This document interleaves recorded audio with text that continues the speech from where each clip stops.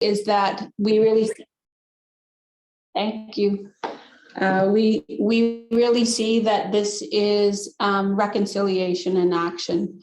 It's about moving that forward, and we all know that that is benefits everybody. It isn't just about Indigenous, it's about everyone for that to happen.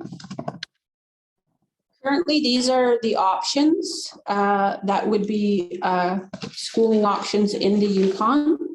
And the school board agreement would be under the English schools public for anyone. And that has been one of the questions that has been asked, is that any of the schools that are assigned to the First Nations school board agreement, is it just for First Nation students? And the answer is no. The chiefs have never ever asked for that. They have always wanted it to be an open, transparent, and a collaborative process. I want to click. The other common question that we've received is, what does it look like? And I think for myself, as an educator, I've been in education for 30 plus years now, both in Yukon and outside in British Columbia, and being born and raised here. The current model of education that we have right now is based in a Western European model, and an Indigenous model. Really, this is for looking for true collaboration, culture being reflected. We still do have to maintain the curriculum that is there. I really want to stress at the beginning of this that the school board agreement is an agreement under Section 7 of the Act with the minister. And so it is still mandated by the Education Act in the Yukon. Obviously, it just looks very different coming from an Indigenous lens, but it is very much not a less than model. It's a more than model where two worldviews would be celebrated. I'm just going to move through this one so it comes up. Oops. And that's some of the things about why we think that if you value that, learning in two worldviews, some of the advantages of the school board agreement and the celebrations of it is that there is the flexibility to accommodate programming for each of the individual schools. Having more control and authority over your own region. Programming, policies, infrastructure, collaboration with Yukon government, more responsive to the changes. I think probably one of the greatest things, Ryan, don't be mad about this, is that it removes it a little bit from the political thing that the Ministry of Education has, because the Department of Education is the Ministry of Education, and they do have political processes that they have to abide by and follow, and policies and procedures. And having the school board is that filter to it, that it removes it and distances the school from it. There is an opportunity in there for a community committee agreement. And once the school board is established, it does permit under the Education Act for both First Nations and non-First Nations to be trustees of the board. And to me, that's probably the greatest example of truth and reconciliation. We see it all the time with our self-governing First Nations, where we have non-Indigenous people working for it and moving a mandate forward for that self-governing First Nation. It would be an absolute example of truth and reconciliation to have a non-First Nation working for a First Nation school board and trying to advance that mandate. And currently, right now, Yukon is the anomaly. Everywhere else in Canada, there is school boards well implemented and advancing forward. So why the board works collaboratively with staff in the community to establish a strong communication structure and inform and engage. Across all other regions, we see lots of examples of board-run schools that have higher academic achievement results. They have higher expectations for student achievement, the ability to monitor and move through data. I think that's something that has been probably a priority of Yukon education. And something that we can always get better at. I'm readily admit that I'm a data nerd, and data-informed instruction is really important. as well as data-informed decision-making on the behalf of students and on behalf of good education. It's a united effort with this the superintendent. The board is a democratically elected trustees, so it's a clear example of that. And then having more control over the funding allocations. So really the governance model in the inception of drafting this agreement, and I will say Darren and I have worked over the past, it's been 3 years now of doing the actual nuts and bolts of negotiating the agreement with Yukon government, of what's the governance model to this. And there's the school community, and then the school board, and then the Department of Education. One of the things that we are bound by in the Education Act is that a school board can only have a minimum of 5 trustees and a maximum of 9. And we wanted to really find out what's the best opportunity to ensure that all the communities were represented, because that local control is really the biggest celebration of a school board agreement. We couldn't, maxing out the amount of trustees was not the best practice for the start of a school board. With the regions that we had discussions with, they actually, including CSFY here in Yukon, recommended keep it to the minimum. And it was a very simple philosophy of, if you have too many cooks in the kitchen, they spoil the broth. Keep things simplistic so there isn't as much complication, which would mean that we would have to have 5 trustees. And how do you maintain when you have an overarching board with an education area that encompasses the entire Yukon, that local community voice? And so the community committee agreement is something that we have drafted with recommendations to the board to enact once they establish. And it's where the board could delegate down any of their authority to that community committee. It would be the board's decision, though. So it's something that we're proposing. We can't guarantee that it is going to happen, but it's something that we see in the governance model that's very much a huge opportunity. There are 2 other avenues to have the community voice under a school board agreement that are within the Act. One is the Parent Advisory Council. If a school board receives a request to start via a letter, a Parent Advisory Committee or a Parent Advisory Council, in the Education Act, it's stated as a shall, so they don't have a choice, they have to. If a parent of a school requests that a Parent Advisory Committee be formed, they have to do it. And then they move through that process. So I can utilize CSFY here in Yukon, which is the only other existing school board in Yukon, has a Parent Advisory Council. Their school board trustees attend the parent advisory meetings. They make sure that they hear what they're saying and try and incorporate that in the decision-making that they're doing as a board. That's best practice. The board may make the decision to say, you know what, we want to keep the school council to maintain that. There is an opportunity of that within the Act. Did I miss anything on the community committee agreement, Darren? Good. There we go. Some of the operations that it has to have in our agreement, I think one of the biggest celebrations for us is in the negotiations of it, it was the best efforts to reach the agreement on all matters. In legal law, and this is my learning from Darren, over the time, you have a number of levels of efforts that could happen in case law, and best efforts is the highest standard.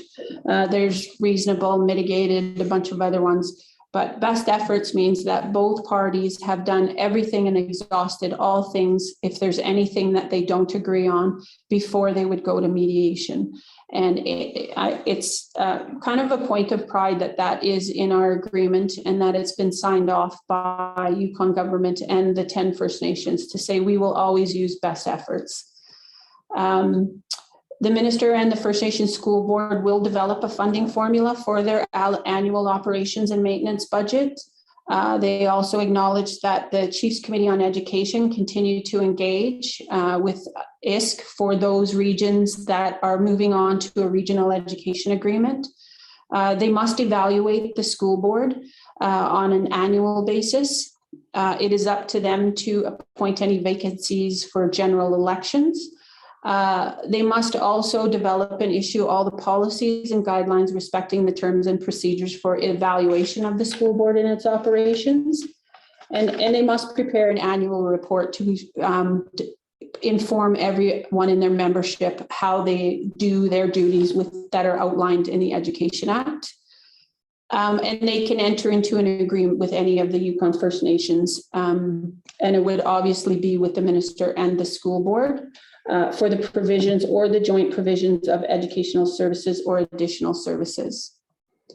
The opportunity of the First Nations School Board and the Community Committee in collaboration with the Minister of Education is to select the staff, including principals and teachers, providing all of the programming for each of the school-aged people in the region, prepare the annual operations and management of the budget, approve the school plan, all the minutiae that comes with that, policies for administration. They must ensure staff evaluations, locally developed courses could be done, and then obviously authorize any of the textbooks, materials, and equipment. All of that being done under the existing Education Act. So the curriculum does not change. What becomes an opportunity is the programs and initiatives that come down become more focused with an Indigenous pedagogy and philosophy. The First Nations School Board on itself will appoint a Chief Executive Officer once they are established. So the critical timeline that we have been working in actually started a couple of years ago when we started negotiating the agreement to coming to the finalization of on February 11th, where the Yukon government passed an order in council agreeing and signing with the 10 First Nations on the school board agreement. So from there, on step 3, one or more school councils could pass a resolution to establish the board and begin that process of the referendum, in which that is what we're in right now, which is the referendum process. And in that referendum process, the minister has, as Colleen said, contracted Elections Yukon to do it. The referendum, I'm going to talk about when that will be held. So Colleen, if at any time I say something that's not clear enough, feel free to jump in and say it. The referendum has to, in the end of it, have for each of the regions that have passed a resolution and or coinciding petition, because we do have some regions that are in a petition, and I'll show those dates next, that 50% plus 1 of the vote is required to then advance into the school board. So we're really right here in this critical path right now. The referendum is set by the Education Act to be 90 days. All of the resolutions had to be in by October 30th. And then as at October 31st to January 30th is the 90-day period that we have to complete the referendum.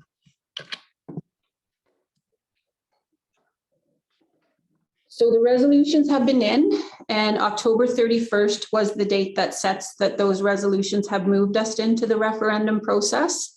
We have some regions that are still completing a petition process, and they have until December 13th to submit those petitions to the minister and Elections Yukon, where they have to maintain 20% of their voter population or their eligible voter population to sign into those petitions.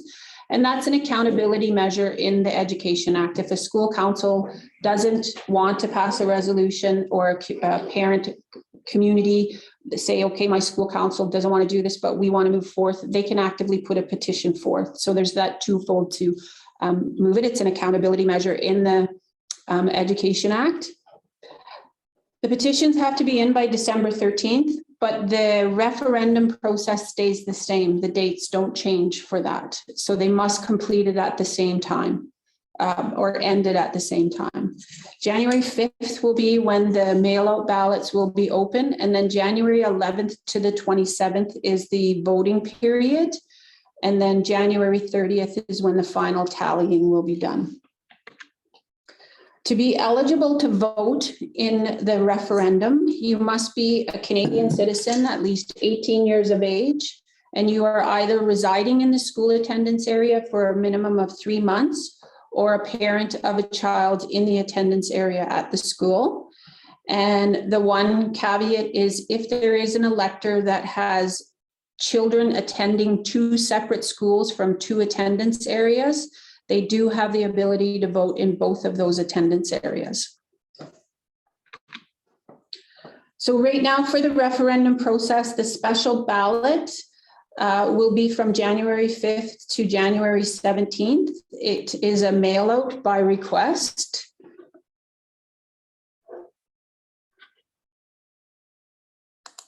I just got checked.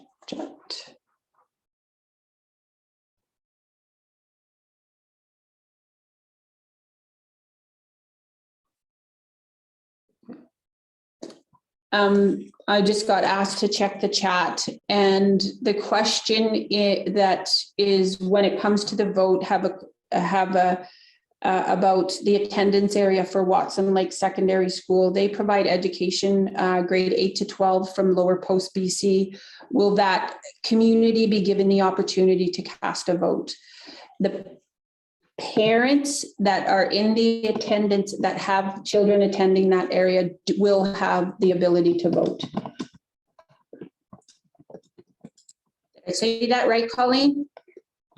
Yeah, that's correct. So sorry, my video is off just because I have unstable internet. Thanks, Northwest and so yes, if you are a parent, and a parent is defined as either a legal parent, a guardian, or a custodian of a child that is attending either of the schools in Watson Lake, you will be eligible to vote in the referendum. If you live in Lower Post and do not have a child currently attending either of those schools, you will not be eligible to vote because the attendance area for Johnson Elementary and Watson Lake Secondary does stop at the border. So I do understand that they do provide educational services, but it will only be if you have a child in attendance that you'll be eligible to vote in the referendum. Okay. Thank you. Now I lost where I was. The mail out for the special ballot will happen from January 5th to the 17th. And the drop box, there is a drop box at Elections Yukon headquarters that will be there 24/7 that anyone can use. And then there will be a referendum officer that will be in attendance in each of the regions that will have set hours that people can go and vote in person. And those office hours will be communicated out. That will be from January 11th to January 26th. Every person who votes will have to do a self-declaration, just declaring that they are a parent or they have the ability to vote in the referendum. And then the final in-person will be on January 27th in person at the school, and they can receive and cast a ballot and again sign a declaration. There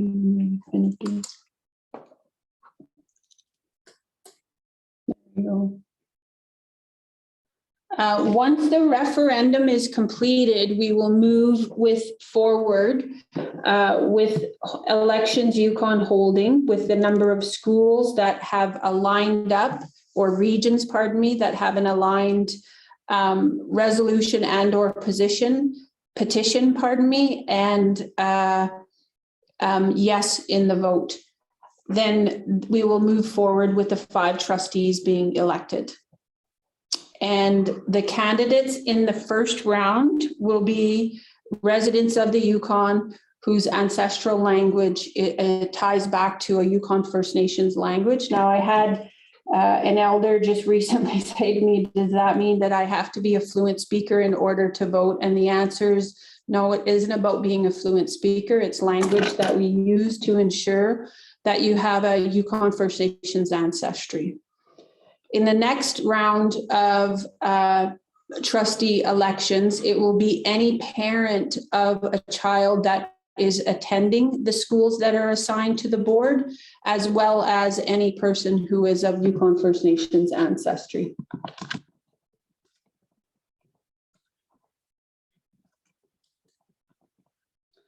When we move into those elections, if they're required, I have to front load this with that these dates are pending approval from the Minister of Education. The official referendum would end on January 31st, and then there would be a trustee nomination period from February 28th to March 17th. The nominations would then close, and then in the Education Act, there is a set period of dates to have the actual voting period, and it will be from March 18th to March 28th. Yeah, I'm getting told.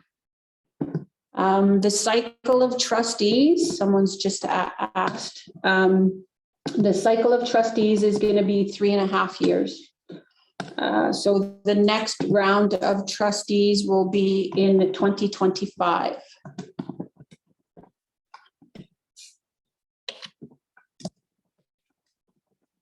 How's it ever be infinity? There you go. I'll just say, Melanie, on the cycle of trustees, Yep. that the first one is 3.5 years, and that's to align with the CSFY election cycle. But following this one, it will be a 3-year term. Mm-hmm. Yes, you are right. And one of the questions asked is, I understand correctly that the 5 trustee spots are filled in the first round, then it will only be open to Yukon First Nation candidates. And the answer is yes, in the establishment of it. In the second round, it's however many are attending the schools. And the other question that's in there is, what is the role of the trustees? And the role of the trustees is to manage the board and implement. So their mandate, I often get asked this, what's the mandate of the First Nations School Board? Well, first and foremost, the mandate is determined in the Education Act. They must follow. It is a school board under agreement under the existing Yukon Education Act. So first and foremost, their mandate is that, to implement that, as well as to ensure that there is a quality education program for all of the students in the schools that are being operated by it.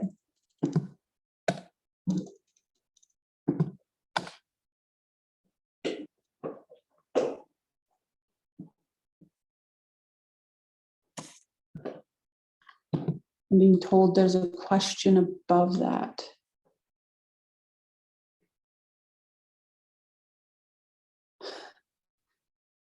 Okay. I'm just gonna say the question about the First Peoples Math and English and how do we know that that will be better grades from this model and that. I'm gonna leave that actually for the end of some of the questions. I'll finish the process and then I'll try and answer those from there.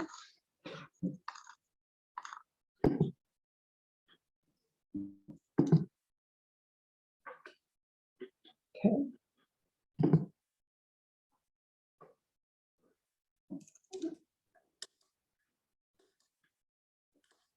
Some of the questions. So the eligibility to vote for the Yukon First Nation School Board Trustees elections. And again, there's a disclaimer that this will be pending the approval of the Minister of Education. Within the school board's education area, any eligible voter who is a Canadian citizen, at least 18 years of age, they have an ancestral language or Yukon First Nations language, a parent of a child enrolled in a school attendance area served by the board, or a letter of authorization from a chief who is a citizen that belongs to the 8 First Nations language defined in the framework agreement. And I hope that answered the question for the person who just popped that in the chat. Once the elections are completed, the one task that the board does on its own really is they appoint a CEO, and the targeted timeline for that is April 30th. And that CEO position is a very key position that would become a Yukon government employee.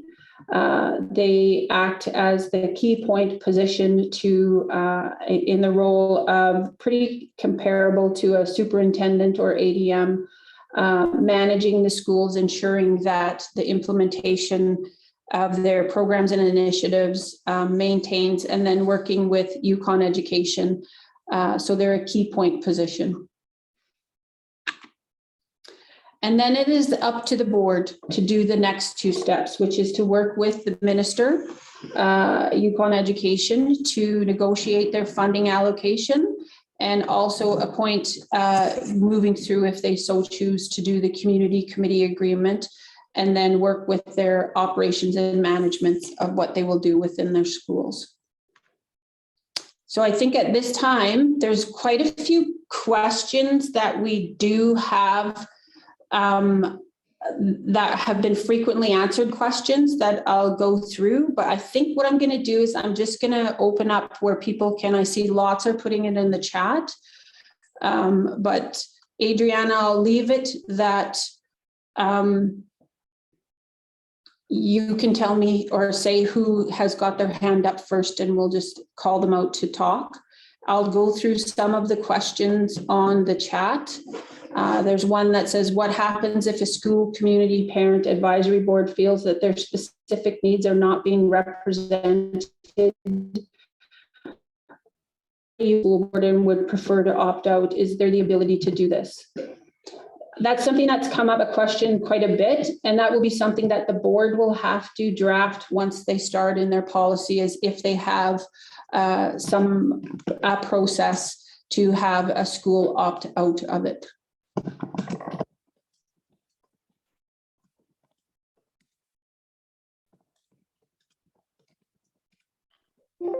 There's just a question above that as well. Okay. With the community focus of the school board, will each community have a trustee representative on the board? That was the idea behind having the community committee agreement, where there could be a delegation of authority down, but that link to the community. There's, like I said, those other options that could be enacted by the board, one being the Parent Advisory Council, one being maintain the existing school council so that they have that representation. We're bound by the act of having 5 to 9 trustees and have selected to do 5.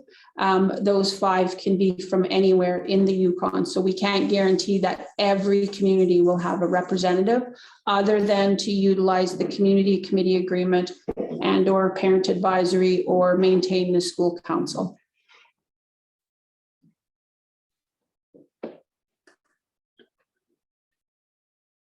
Any other? I'm gonna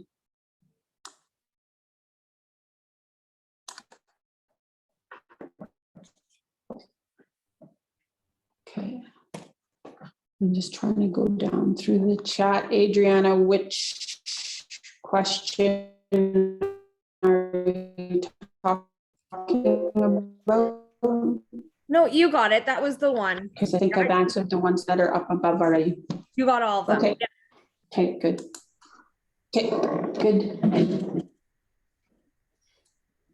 Is there anyone else who wants to ask any questions?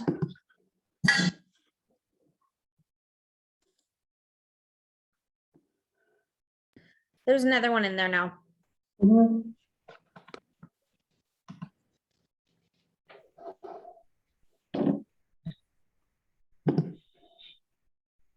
Okay.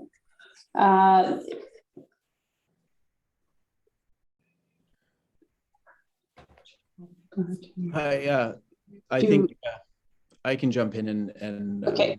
Address that one. Yeah, I'm just trying to finish answering the question. Thanks, Ryan. Go.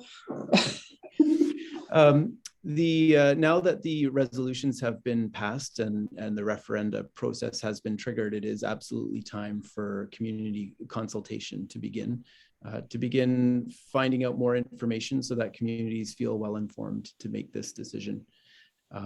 The Yukon government and the Department of Education, we are signatories to the framework agreement that allows for this process to proceed, but it is firmly every community's choice to whether it wishes to make this change in governance for their school.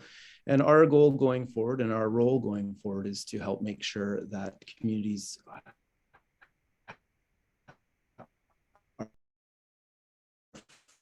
fully informed choice. We are alongside the YFNED at presentations to help answer questions and provide what we know that the Education Act says that would provide some sense of certainty about what the future would look like. We also have some experience working with Yukon's one and only school board, the CSFY, the Francophone board, and our relationship with them. And we have offered to school councils that have put forward these resolutions supports in terms of doing community engagement at their level. We don't feel that it's our role as the Department of Education to do the community engagement, but we wish very much to provide any support a school council requires to be able to fully engage their community on this important issue. Thanks for that question. Thank you. I just want to say that the referendum period is 90 days, which is actually a fairly lengthy time in most ratification processes. I think the only other longer ratification process I've seen has been with self-governing agreement, First Nations self-governing agreements, where it was a year long. There is a question in the chat. There's also one about Brian. clarifying. Brian has his hand up as well here. Sorry? Brian? Okay, so can I just, okay. So I'll let Brian go and then I'll do the chat. Okay, my name is Brian Laird. I live in Whistle Bend in Whitehorse. We have no school here. We have no school council, but we will have a new school in a couple of years. And on the question of consultation, our residents here that have children may be left out of this consultation because they have no focal point, no school for Whistle Bend. And it's equally important to them, this subject is. And I would ask you, what is your plan to consult with parents in Whistle Bend? Thank you. Okay. At this point, Brian, in what we've been moving through, we have to really just address the schools that are established already. I know that there is one being built in Whistle Bend. This is not the only point that a school will be able to. At any point after the school board is established, a school council could, or a community could do a petition to attach onto the school board. The only caveat that is in the education on that is that it would have to happen after the board has been established for 1 year. So my frankness in that would be that I know Whistle Bend is a couple of years down the road before it's going to be completed. That consultation, if it was of importance after the board has been established for a year, it's totally a discussion that could happen. Yeah. Does that answer your question for you? Okay. I would also just add in, Brian, that the attendance area for Whistle Bend is Jack Holland Elementary School. So should parents from Whistle Bend want to engage with the community for that attendance area, that is also an option available to them. Okay, I think that's pretty limited for parents who live here, but nevertheless, I guess that's the way it's got to work. Thank you. Thanks, Brian. And that's the next one. Yeah.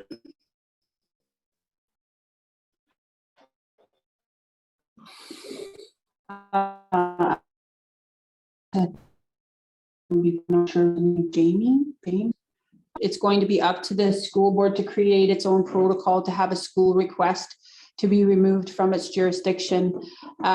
Yes, there is nothing in the Education Act that states a process and or a protocol for that. So it being identified throughout this whole process is a good thing. And moving forward, that's something that we need to know. I mean, I'll use CSFY. If one of their schools said, we don't want to be with you anymore, or we don't want to be under the existing act, they would have to, or under the existing board agreement, they would have to have that discussion with the board and then figure out the process to that. Okay. And I'd also ask, like, if they would want to be, why, right? Emma is asking, since the community committees are in draft or ask at this point, already in the law, would have similar powers and roles, how would they be same or different? The easiest way to answer that is the community committee is an opportunity for the board to delegate down some of its authority and power. The parent advisory committee are exactly that, an advisory. And the board would take everything that they have as recommendations, pretty much like school councils where it's in the May. From Catherine, going back to the slide that discussed the different phases, we know where our decision. I want to be clear that the school wouldn't be moving forward into phase 2. The First Nation would be moving forward into phase 2. And in that phase 2, they would not be taking the school with it. It would be enacting and building their own school. The First Nation would be moving forth with that. Okay. Emma, you have your hand up.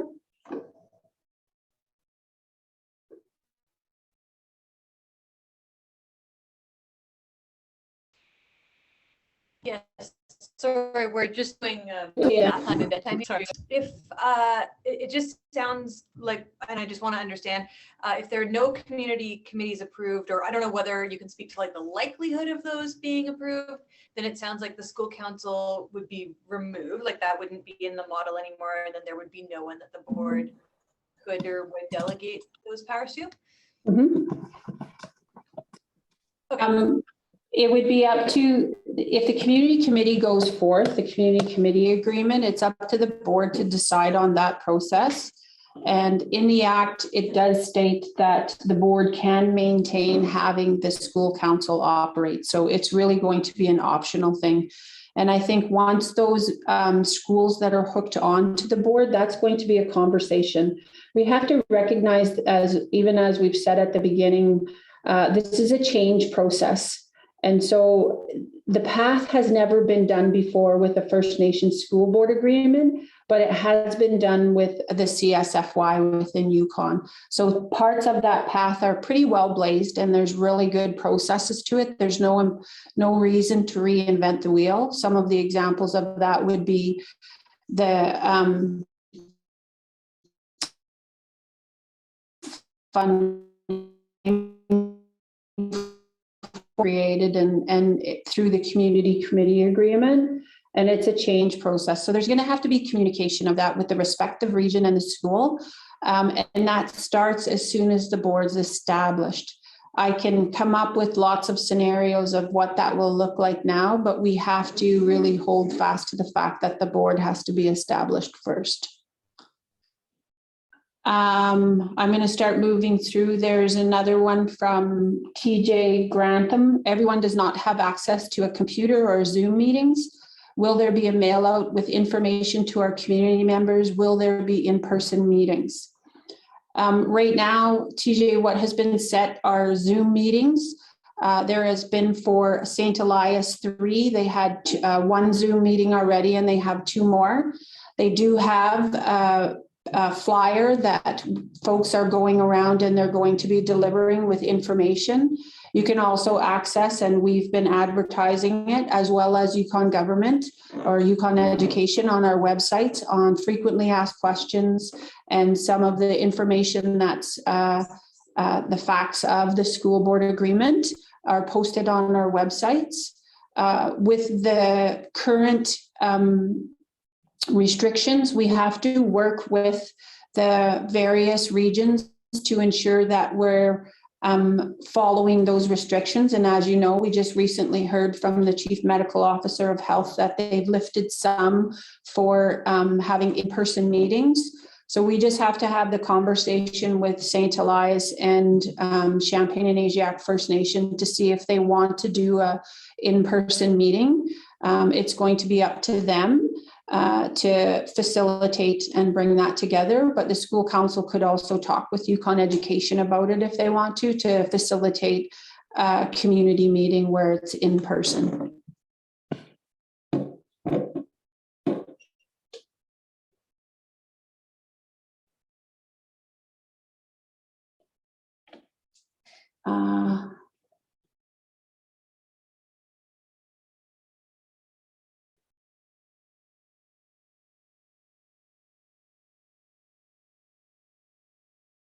I'm looking at a puzzled look at that question, Emma. I'm not sure what you mean about the meals. I think you're talking about our organization with the wraparound model and what we do with our nutritional program. We will continue to provide that wraparound service model, whether it's to the school board operated schools or the ministry operated schools or a First Nation operated school.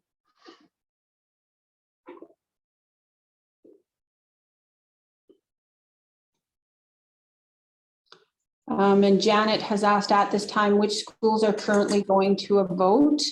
Currently going to a vote right now, the regions are Chief Jigget School in Old Crow,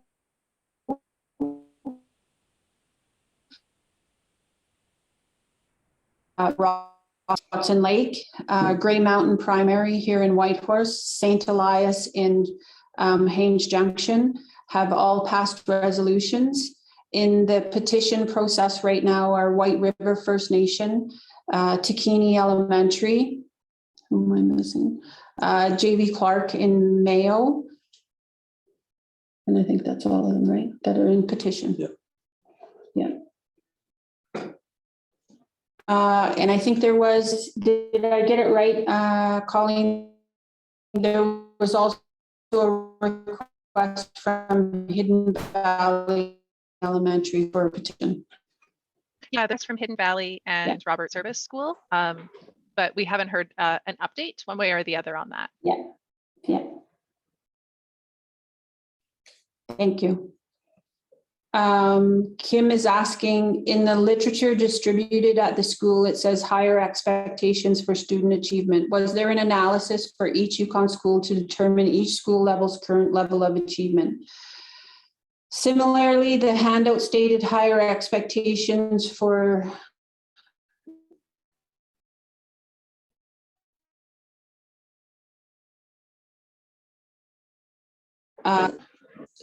this analyzed by school basis? If yes, both questions, how is this done? I think first and foremost, Kim, our analysis on it has been through the Auditor General's reports. It's been very clearly stated in 2009 and 2019 that there are challenges with that and our students are not faring well. And so us moving into this is to change that and really remove that racism of low expectation and put that higher expectation in for our student achievement. And I want to be clear that, you know, I've had to witness and bear a lot of comments of how moving into a First Nations school or a school board is a less than model, and it is not. I have worked in First Nation schools. I have witnessed myself seeing the attendance of students in First Nation schools, and both Indigenous and non-Indigenous, having huge success rates, and if anything greater, because they are learning in two worldviews. We are trying to set a model that will have our children be prepared for the world and learn those both worldviews and move forward. with a high success rate.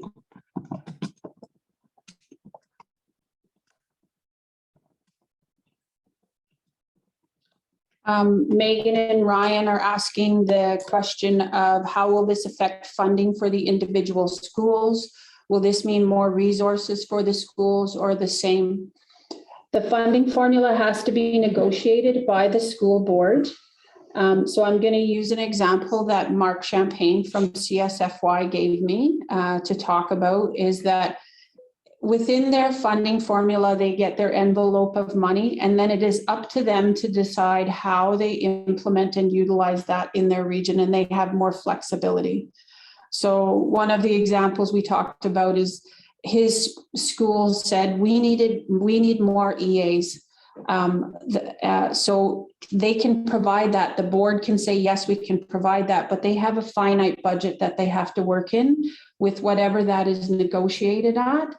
And they would be okay if we have to have more EAs for this year, we have to take it out of this budget. So we'll move money from here in order to do this here.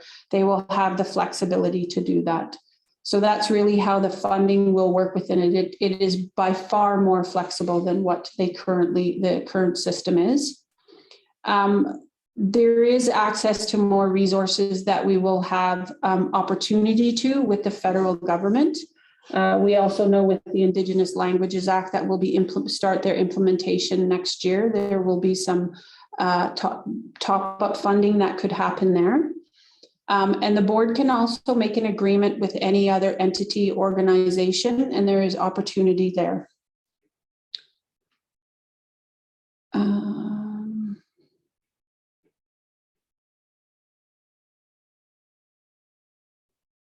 The question from Watson, I think that was already answered in regards to the options of the community committee agreement, the parent advisory, and the school council.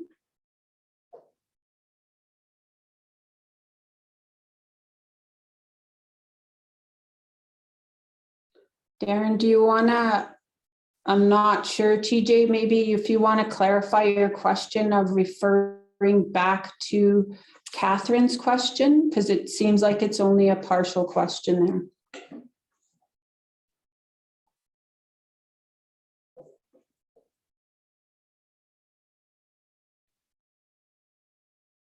If you scroll down, Melanie, the rest of TJ's question is down there.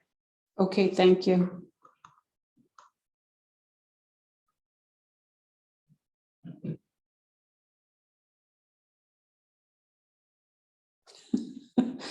Okay, now I got to try and connect them.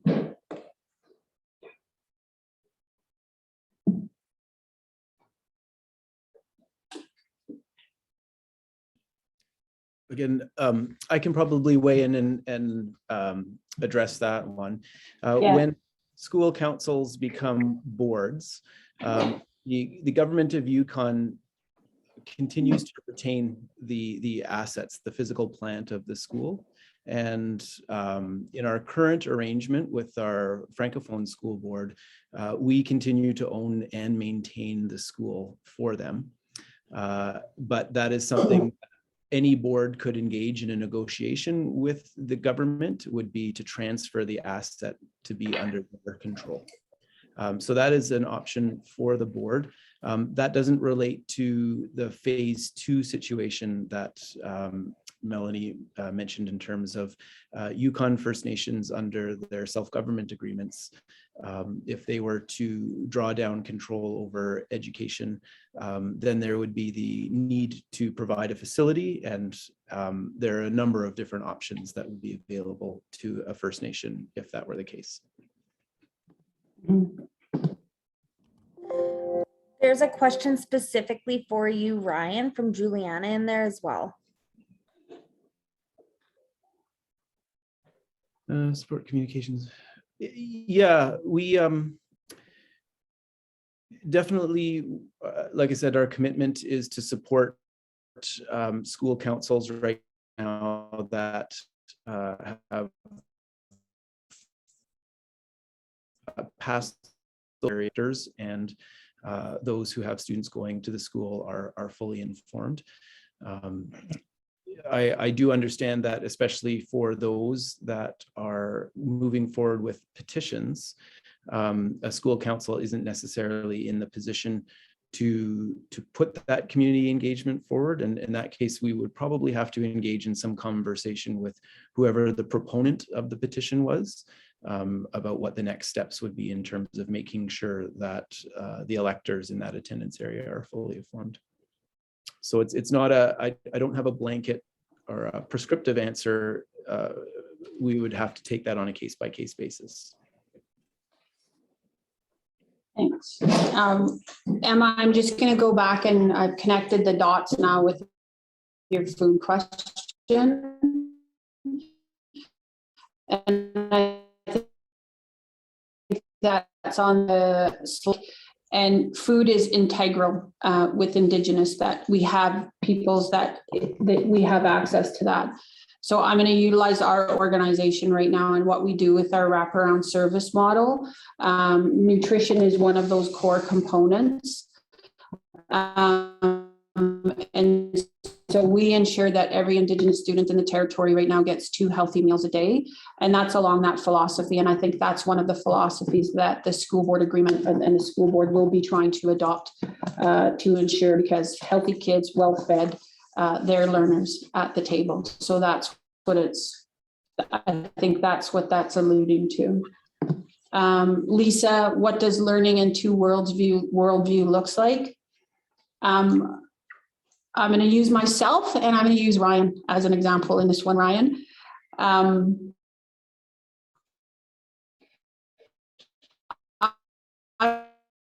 grew up in daughter of the 4 Titus. My worldview has always come from an Indigenous perspective. I have an Irish father. I had to learn that worldview as well. And there are 2 different things that occur in that day-to-day work that has to happen in it. And in my life, I had the benefit of being able to learn and navigate that because they are not, one is not better than the other. They are both equal and they both have great value.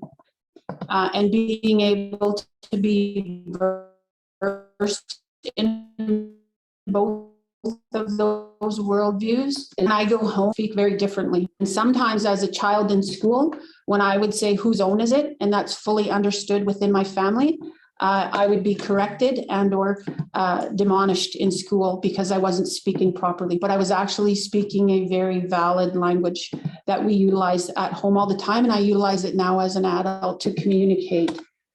I had to learn how to do the standard English language. I had to learn how to operate in that European model in school, but I also know how to work very well back home. And with my knowledge, I know when I have to speak, when I have to be quiet.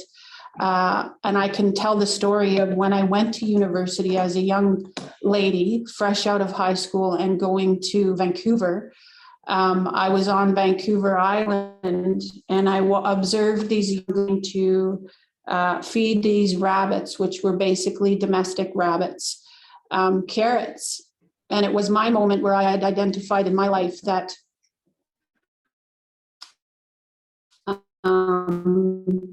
I had a different world and I had an advantage of rabbits as pets, and I was looking at them as sustenance. I knew exactly what part of them I could utilize to kill it quickly. I knew what part of it and how to skin it, what part would become the mitts that I could make out of it, and what parts of it I would utilize to eat first, and what were the best parts of it and how to do all of that. I did not look at those rabbits as a pet. But it brought me an understanding that I had 2 worldviews that I worked in, and it was an advantage. I think Ryan, at the beginning of his discussion here, explained his learning very well in 2 worldviews. He grew up close to the Highway of Tears, not understanding some of the trauma or things that have happened and occurred in there, but he has taken the time to learn that now and understand it. And it doesn't mean that what he has in his life as someone who is practiced in, or well, you're a practicing Catholic, right, Ryan? doesn't mean that that's less than what he has offered and learned about the Indigenous worldview and perspective that he grew up next to. So it looks like that. It looks like me, and it looks like Ryan.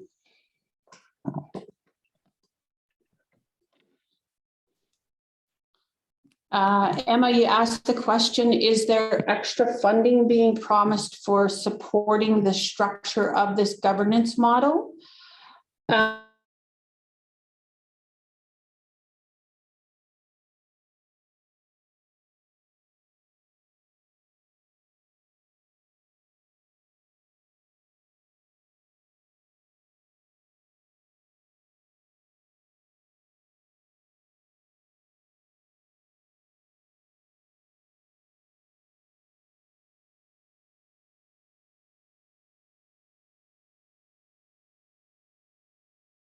It just says Yukon. Thanks, Adriana. I have a question about the supports offered to students and families. What will be different about the availability, number of counselors, therapists, educational assistants, and other crucial support systems under, I'm going to change that word, the First Nations School Board, because it's not mine. The current support system for students and families is woefully inadequate.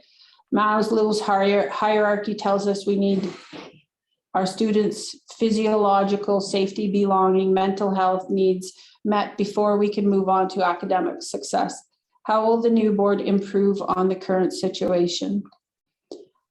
I think our organization has supported that already in advancing. We're obviously very new, but I'm proud of the fact with our mobile therapeutic unit, we've been able to be very responsive to that. I think the current review of inclusive education will support some of the answers to that question, as well as the continued support that we will have here with the mobile therapeutic unit. I know that from the research that we've done, the communities are at much more of a disadvantage than the urban area, but that model's being looked at right now to see how we can change it to improve it. Adriana needs to be let back in as the host. Okay. I'm gonna do a stop share just so I can let her back in the room.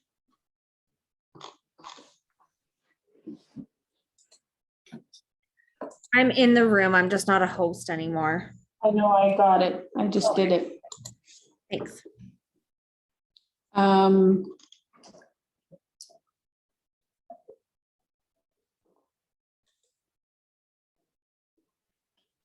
Okay, I'm going back to Emma's question.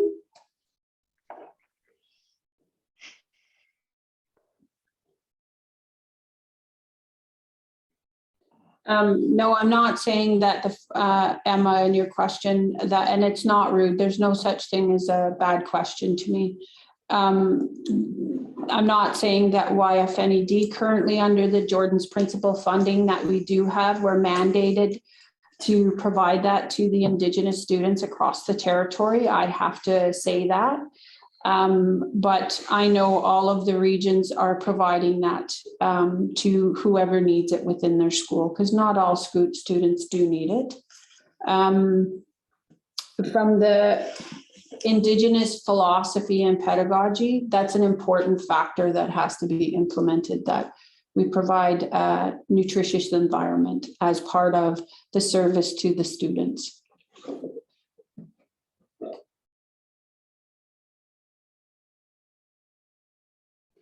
Janet is saying the handout was clear that the Yukon First Nations School Board run schools would be open to all students. Would the staffing be similar?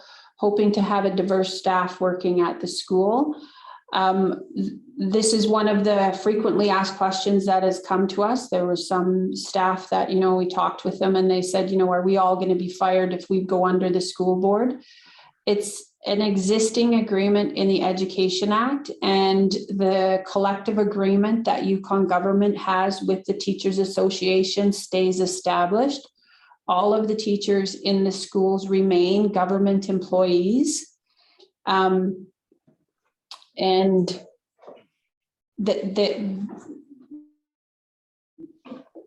it would be inclusive of everybody. Did you want to add anything to that one, Ryan? I just don't see it as it would change anything. No, I think it's important to understand as well that board operated schools are still public schools of the Yukon, and you know, are still contained within the Education Act and are required to meet all the requirements of the Education Act in terms of the curriculum, in terms of oversight. And in that also includes a requirement to have fully certified teachers under the teacher certification regulations as well. And all of those schools would initially start out being under the same collective agreement as all Yukon government teachers. That's not to say a board wouldn't be able to at some point in the future begin negotiating its own employment agreements. Mm-hmm.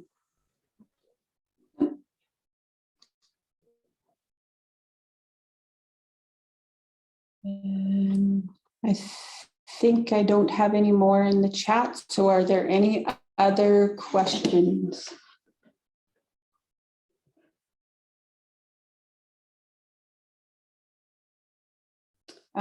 Kim has put in the chat, will the Yukon First Nations school board schools have access to the Department of Education consultants, student support services, HR support, IT support, etc.?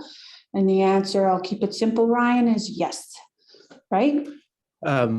You give, I would complicate it a little bit to say, again, it depends. It can be negotiated. Currently, our relationship with the Francophone School Board, for example, our agreement with them has us continuing to provide their human resources support, their IT. They have access to our consultants. That being said, a board can negotiate a different agreement with and potentially assume the provision of those services on their own as well. So lots of options there. Right now, our current model has us continuing to provide a number of services centrally, like the ones mentioned in the question, but as well as student transportation, I would add as another one. Mm-hmm. But those are all negotiable items. Thanks. And some hands up, Alex.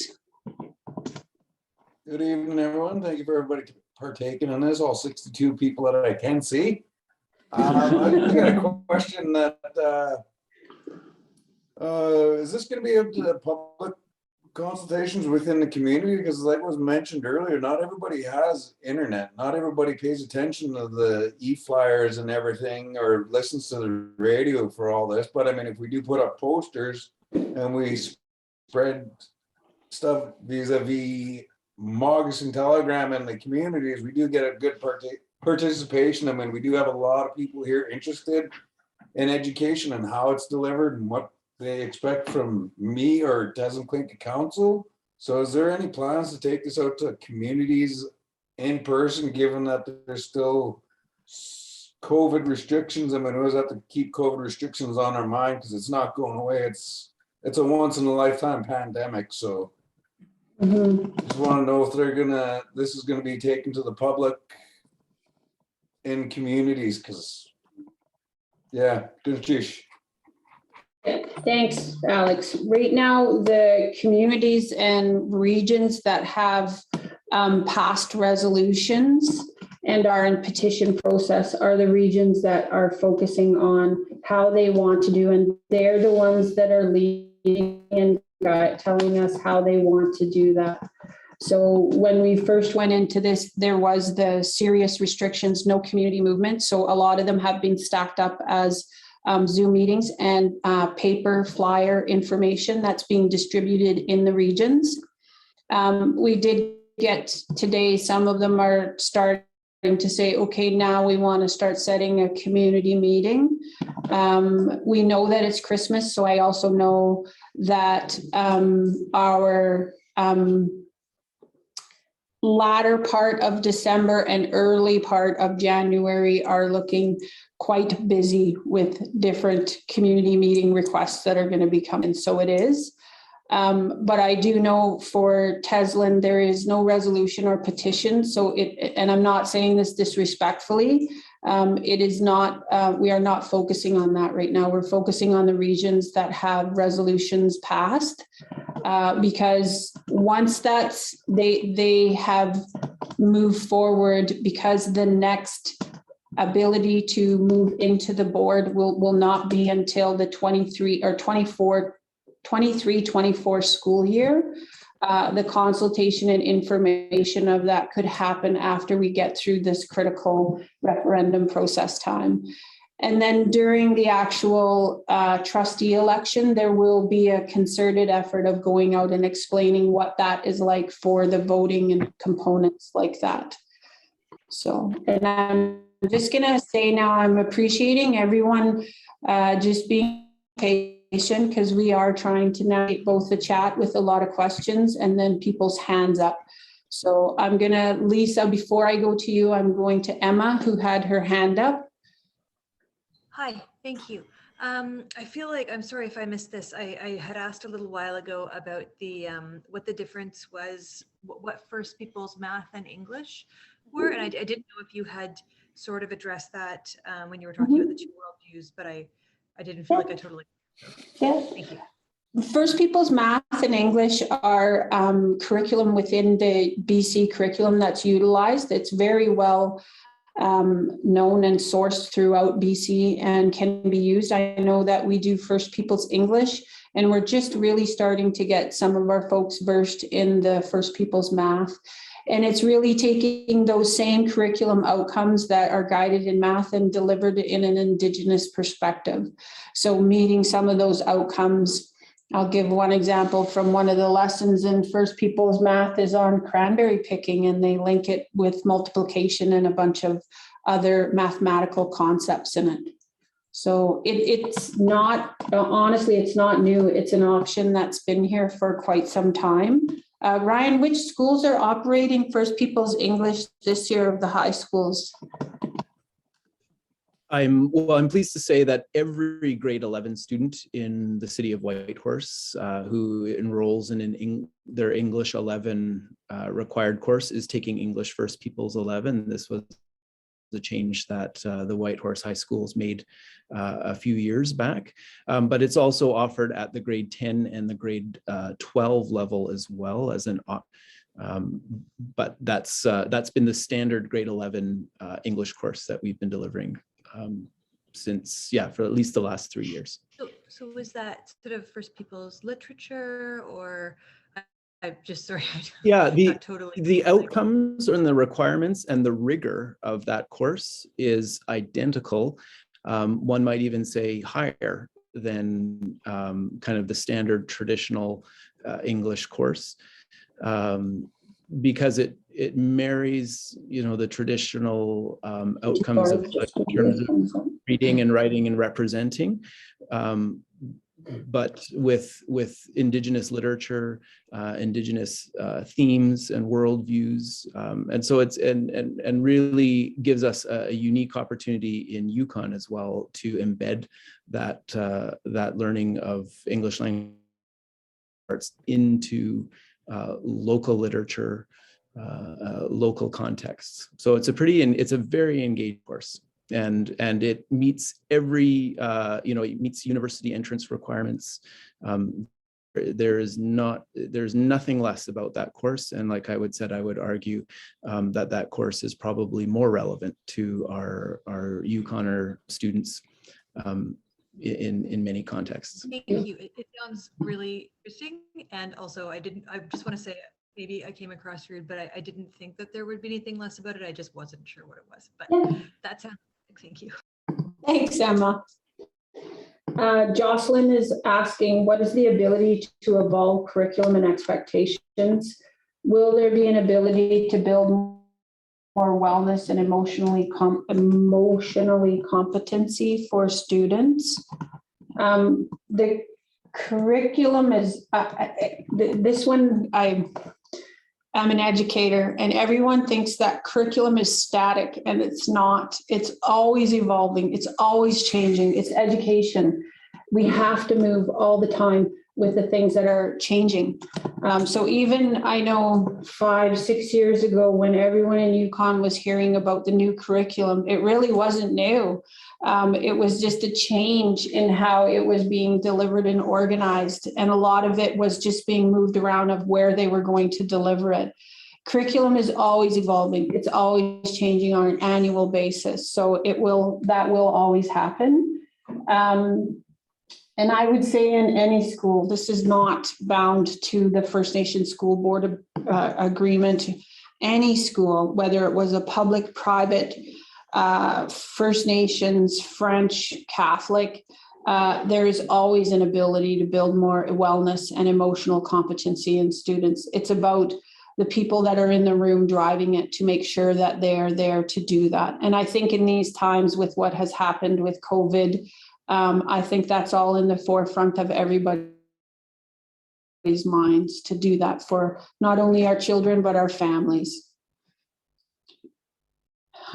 Watson is asking, rural Yukon schools face a situation where, due to a finite budget at the Department of Education, face potential staffing, teacher, and EA allocation cuts every year. Will the cost of the addition of another layer of management impact the number of staffing allocation in the school? And I would say no. Regardless, there will be a budget that will be handed down from Yukon government. So that question, if there is challenges in it, should be brought to your local MLA, because regardless, the budget is determined by Yukon government of what is going to be allocated to Yukon education. And then from within that budget, so example, $242 million was allocated to the 21-22 budget this year. CSFY as a school board has to, their budget has to come out of that envelope. And so that negotiation of what the per student dollar would be is part of their agreement. That's a comment. Lisa is asking, will there be First Nations languages taught? Will this be incorporated beyond class? The answer is yes, beyond a class. And I think the current moving with Yukon Language Center, Native Language Center has been working very hard to change up and revitalize our Indigenous languages. And again, I did allude earlier that the Indigenous Languages Act begins its implementation in 2022. So there are some opportunities there with federal funding to do a lot of things. Kim is asking in the chat, what is the process for training current non-First Nation staff in delivering programming and assessment with the pedagogy worldview in time for September 22 startup? What are the nuts and bolts of making sure the Yukon First Nations School Board schools are in fact different and able to deliver on expectation that you have described? No matter what, it's change, and it's not going to happen in a blink. It is going to happen over time. The schools that are operated by the First Nations School Board still are under the existing Education Act, so they will still have the same amount of professional development days. How they allocate them may have a more focused Indigenous perspective to support the staff. And again, I'm going to say that because this agreement has been done with the Chiefs Committee on Education, the minister, they are very much ensuring that this organization supports the ability of the staff to learn that. We have a lot of training that would be able to be accessed. And I think that's something that is growing in Yukon in itself. So. Thanks for this thumbs up, Auntie Barb.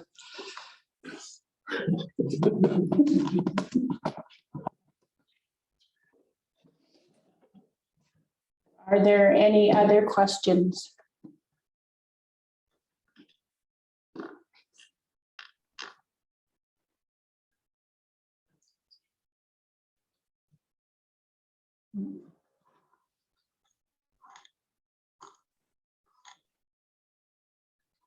Good.